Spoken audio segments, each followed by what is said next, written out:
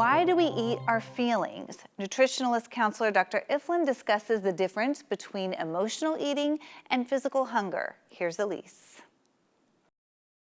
Hi, I'm Elise Thuresson with California Life, and today I will be interviewing nutritional counselor Dr. Joan Iflin, who specializes in emotional eating, food triggers, and the psychology behind binge eating. How are you, Dr. Iflin? I am just delighted to be here. Thanks for having me.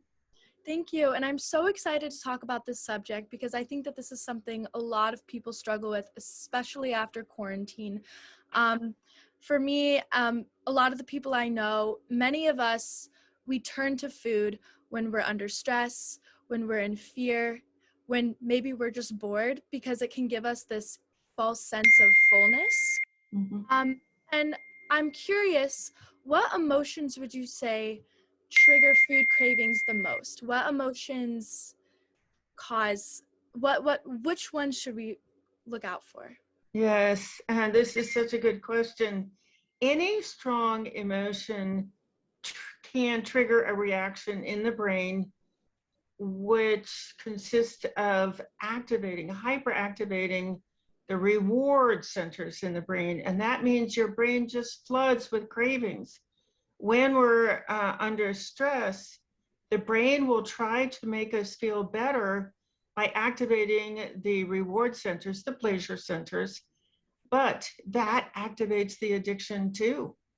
So this is not, it's just a mechanical action in the brain that is the result of a lot of addictive business practices related to processed foods. And that's interesting that you say processed foods because I find myself, and I think a lot of people, when we are craving foods, we go to these childhood comfort foods, these carbs. What would you say, what is it about these snacks? Why do we like snacks when we're emotionally eating? This is a good point. So the snacks are addictive. Have um, they have been formulated to be addictive. They've been formulated to hyperactivate those reward centers so that we lose control and we are under the influence of those cravings. Mhm. So we know things like sugar is more addictive than cocaine, and fats activate the same part of the brain as marijuana, and excessive salt and dairy have withdrawal syndromes that are just like drug withdrawal. So that we go to the processed foods the same way 50 years ago we went to cigarettes. When we were upset, we smoked a cigarette.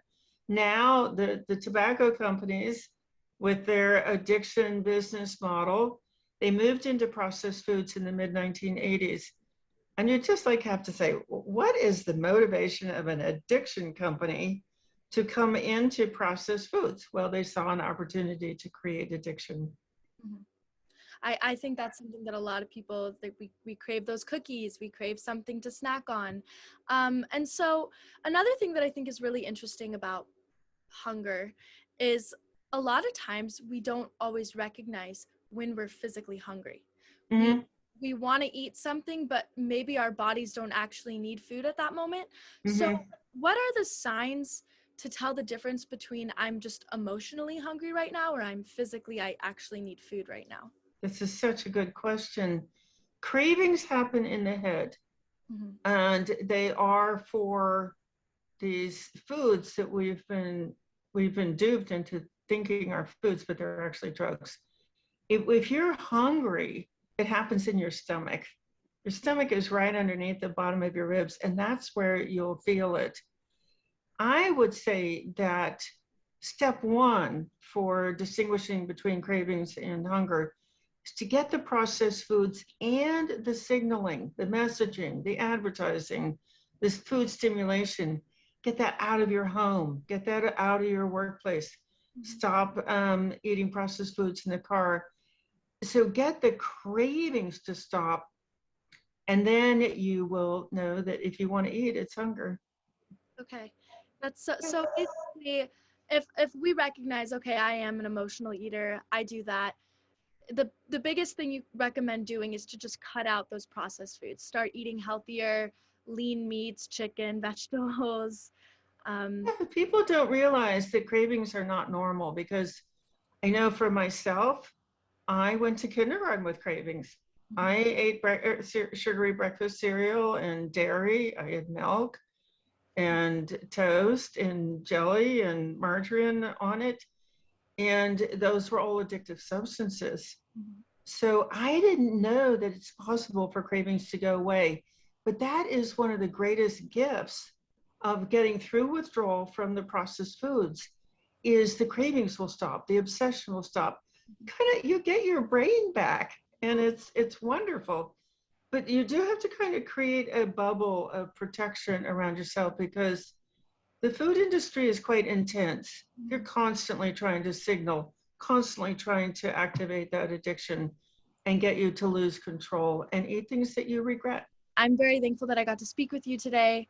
I think Thank you. it's something a lot of people can take to heart. Thank you Thank so you. much.